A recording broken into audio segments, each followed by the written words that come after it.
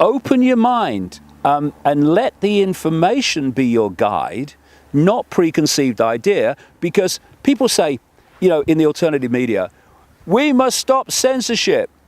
Well, stop censoring your perception. That lesson that you talk about, understanding the frequencies and tuning it into the right direction, it's been something that I personally learned myself after losing my job, broke my ankle, broke my thumb. Girlfriend of 2 years that I thought I was going to marry started breaking up with me and cheating on me, and I went through a lot of problems in my life, and I remember just going through just the most absolute personal pain, and only because of that pain was I able to realize that we are kind of in charge of our frequencies. And that's what made me make this subway video, the Just Keep Going, You Have Nothing to Lose, which is an example of how sitting there on the subway, we have a choice to make. We could either sit there, be miserable, be sad, or we could go out there, open up, talk to people, exchange ideas, and learn from each other. Now this kind of energy, I like to kind of describe it as a spiritual war. I think a lot of people also in the alternative media are also kind of getting the worst of it as well. I think a lot of people in the alternative media aren't tuned into the right things, and then that they're still filled with ego and pride and fear, and you see that exemplified. So even in our field. Well, if you want to see internet expressions of the distortion, go on alternative media forums. Yep. And you want to change the world? You are the world you want to change. What's you doing? All this abuse and stuff that goes on, and that's a frequency. It's a very low frequency. Yeah. It's a distortion. It's not the natural order to go on a website forum and hurl vile abuse at people. Yep. It's just extraordinary, the self-denial that people have of what they really are compared with what they think they are. There's a lot of fear and a lot of insecurity, which leads people automatically to treat others just as bad as they feel themselves in order to get rid of that pain that they have within them. So you see that naturally progressing, but naturally to the people in our movement, the people in the alternative media, what do you think is the most important lesson that they should understand? What do you think that they should know? Because I think that they're caught up in this spiritual war as well, but I think they're caught up in the wrong direction. How can we bring them in the right direction? What can we do? I know it's very personal on an individual basis. It takes a lot of different things in your life to see these things, but what can we do to help people understand this kind of spiritual war that we're talking about? Well, I like the word war, because that is a distortion as well in its vibration, but it's a frequency tussle, shall we say, of whether the frequency of balance is dominant over the frequency of distortion. And clearly in the world that it is, the distortion is king. Because how it works is, because it's a distortion, it has great limitations when it comes to what it can do, what it can manifest, what it can create, compared with balance, the natural order. And so it has had to pull its targets into that distortion for this reason, because it is the distortion. It's an expert at the distortion. The people it pulls in are not. They're the experts. They're playing at home in a distorted state.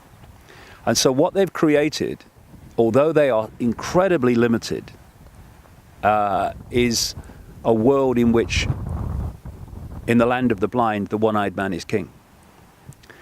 But if you can open your heart to good intent, positive intent, again, coming back to intent, then you become the two-eyed, third-eyed man, a woman. And at that point, you become more powerful than the distortion. You become able to understand reality better than the distortion. Because when it comes to the occult and the rituals, they are dealing with what I call the intellectual spirituality, if you like, intellectual knowledge of reality, technological perception of reality, because you can use the word technological for their rituals, because they're very repetitive and they have certain ways of doing things to manipulate energy. But true spiritual, balanced understanding doesn't need rituals to change reality. It just changes reality. Can do it with its thoughts, can do it with its everyday life, because it has a power that doesn't need ritual. Ritual is in so many ways an expression of trying to overcome the limitation that this distortion and its manifestations have of what they can create and what they can do. It's like me jumping off the cliff here and flying against having to go and get in a plane. And so a common theme that I've picked up over the years is that the various expressions of this distortion in terms of entities of various kinds and these Illuminati bloodlines, they're in constant fear of being found out. And they're in constant fear of the truth about reality being understood. Why? Because the game's up. Why is it that, this was interesting because we all come into this arena from a different direction. Some people come in by investigating UFOs and realizes they're a cover-up, and they step in and suddenly they see this big connected conspiracy. And some people coming through here. How I came into it was this. I started to realize 25 years ago next year that the explanations for reality that I found credible were not taught in the schools. You never saw them on the television. Science was dismissing them as nonsense. And I started to think, well, why is this? Why is this knowledge, which for me has credibility, and I see all these years later in far, far greater detail what credibility it has, why is it being suppressed? Well, it's being suppressed because we have to be kept in ignorance of who we are and the nature of the reality we're interacting with and how we impact ourselves on that reality and how that reality impacts itself on us, the way we're describing. Because with that knowledge, it's all over. Mm-hmm. We have to be kept in ignorance. And what's ignorance? Ignorance is an expression of distortion. It's not the natural order to be ignorant. It's the natural order to be all-knowing. And so one of the things I would say to people in the alternative media, or the mainstream of alternative media as I call it, is don't be a mirror of what you're condemning. Don't talk about sheeple who you say close their minds and close their eyes to the obvious fact that there is a conspiracy going on, when you are closing your mind to anything beyond where you are. Open your mind and let the information be your guide, not preconceived idea, because people say, in the alternative media, we must stop censorship. Well, stop censoring your perception all day, every day, because that's what they're doing. Yeah. They are self-censoring their perception by dismissing something by reflex action because it's different to their current belief. And as Einstein put it so well, that condemnation without investigation is the height of ignorance. Mm-hmm. And so people who want to really, really understand what the conspiracy is and where it's come from. And that's important because, you see, you can't divorce a problem from the solution, because how can you find a solution to something if you don't know what the problem is? You don't know the nature of the problem. Okay, fix my car. What's wrong with it? I don't know. Oh, well, I'm going to fix it then. And so it's important that people keep their minds open and allow in concepts that they currently would reject. See if they stand up. Don't just, no, just let it in. And what happens if you do, then you start to realize that what you were laughing at and ridiculing and dismissing actually has enormous credibility, far more credibility than the belief system you had before. I mean, I've been ridiculed about talking about non-human entities manipulating our society, and some of them taking a reptilian form and stuff like that, by people who believe that a guy was born to a virgin mother, died on a cross, 3 days later came back to life in a cave, and then went into the sky from a hill, promising to come back on a cloud. You know? Yeah. And I'm thinking, you're laughing at me? But this is it. The programming, belief system programming, does not do self-reappraisal. It just does bleep, bleep, bleep, bleep. And, you know, the idea that you can get all that you need to know to see how the world works and to make a difference as a result of that knowledge, that all you need to know is between the covers of a book, be it the Bible, the Quran, or anything, and knowledge within this tiny frequency we call visible light. That is insane to believe that that's all you want. But here we go. If you want to keep people in ignorance, and ignorance keeps them in the distortion, you've got to squeeze their knowledge as much as possible. And in many aspects of religion actually condemn seeking knowledge beyond the religion, right? And then you look at the education system, which is just a programming operation, and you get kids in at an ever younger age now. Some idiot over here in Britain, in the education establishment, is now calling for children to start school at 2, because they want them programmed as early as possible, and they want to get more and more control over them and less influence from parents, and that's for the many reasons for that. So you get them in at the start and you tell them what to believe, what is right and wrong, possible and impossible, good and bad, all the way through. You keep out all the esoteric stuff. You never go there. In fact, you have rules to stop television stations broadcasting the stuff, and out the other end comes an already programmed person, unless they've held their ground, and many young people do these days, but many don't. And then you take that programming through education, and then you add a religion to it, right? And then you add the media to it. I mean, what? You know, what was it? The line goes, you know, if you go to kindergarten and a nice teacher tells you 2 and 2 equals 5, and then you go to school and 2 and 2 equals 5, college 2 and 2 equals 5, university 2 and 2 equals 5, media 2 and 2 equals 5, peer pressure who've been through the same system, 2 and 2 equals 5.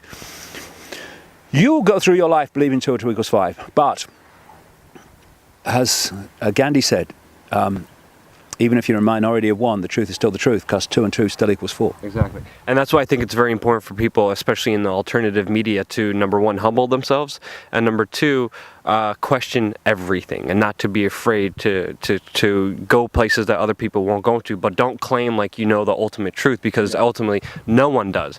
And really, I think it's also a lot of fear and a lot of placating to the audience that a lot of people in this kind of field and this alternative media sphere kind of do, because they're afraid.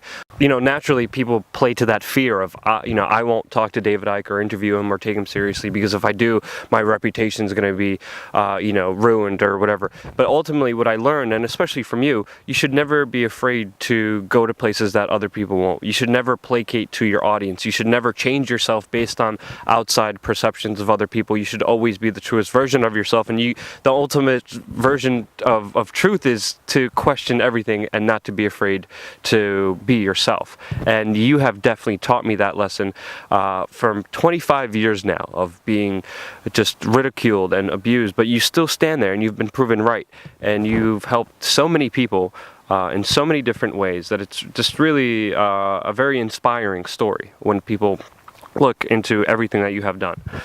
You sold out Wembley before, and you're doing it again this year as well. So that information is going to be in the website below. But David, I guess the last question is very open sourced one, kind of. What would be your message to humanity? One thing that you could say to everyone in this whole world, if they had to listen, what's one thing you would tell them?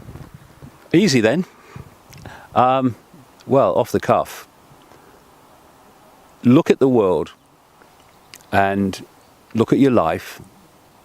Look at your sources of information all your life, where they've come from, who's decided what information you receive and what you can't receive, and ask yourself if on the basis of that you can possibly have a real fix on who you are and where we are and what's going on in the world. And the answer has to be, well, I can't.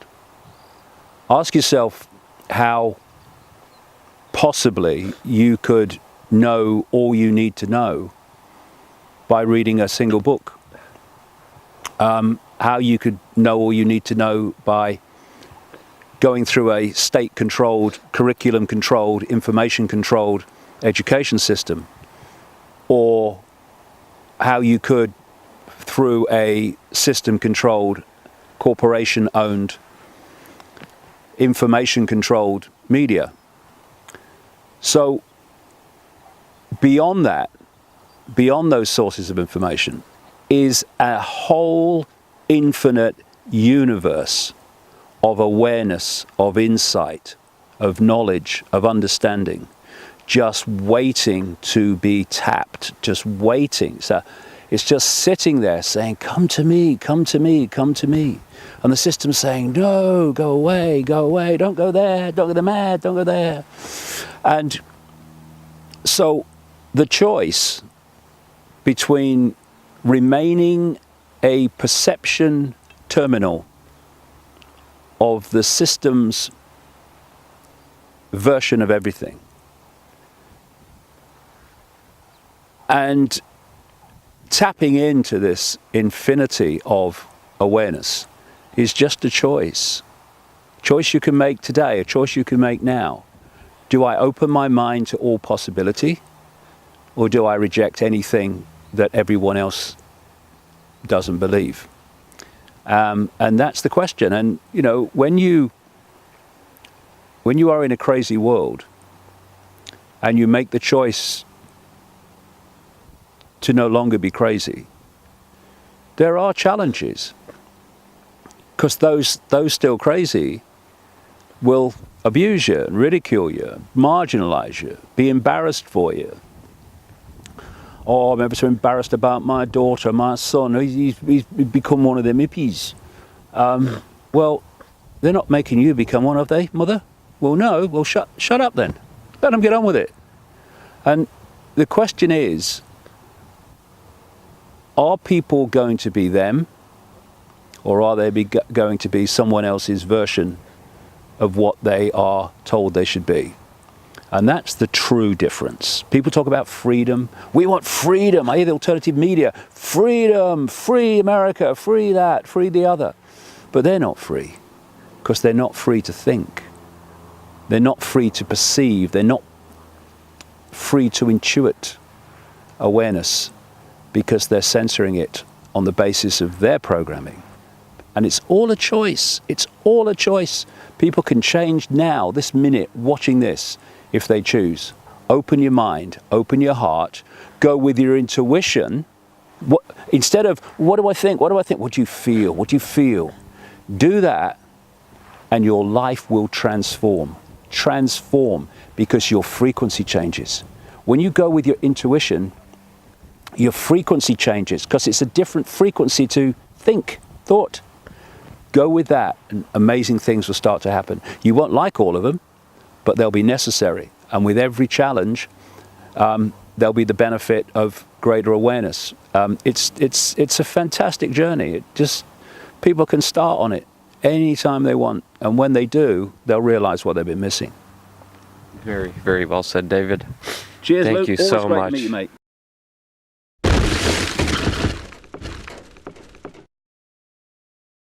And many people have actually, when they use DMT, they actually say that this helps them understand the greater understanding of everything. We were talking about DMT last night, and we talked how we had very similar experiences. You stay motivated in the fight. I've been consciously losing the battle as of late. I feel that my efforts have been futile, that I can't retain my quality and quantity of content, that anything I report on is pointless.